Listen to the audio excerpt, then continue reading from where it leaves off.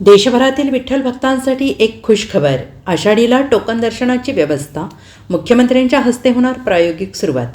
देशभरातील विठ्ठल भक्तांसाठी एक खुशखबर पुढे आलेली आहे. यंदा आषाढीला टोकन दर्शनाची प्रायोगिक तत्वावर सुरुवात झाली असल्याची माहिती पुढे येते आहे.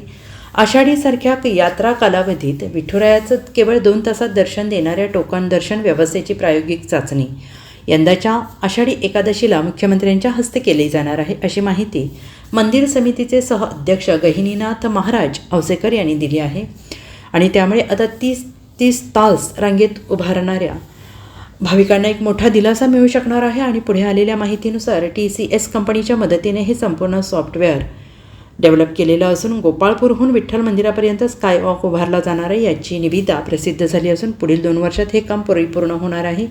दरम्यान या टोकन दर्शन व्यवस्थेची चाचणी आषाढी एकादशीला होणार आहे. यासाठी तुकाराम भवन आणि 7 मजली दर्शन मंडपाचा वापर केला जाणार असल्याचं मंदिर समितीचे सहअध्यक्ष गहिनीनाथ महाराज औसेकर यांनी म्हटलं आहे.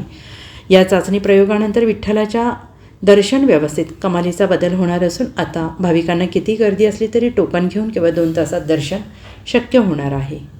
Bureau report SBN Marathi, Pandharpur.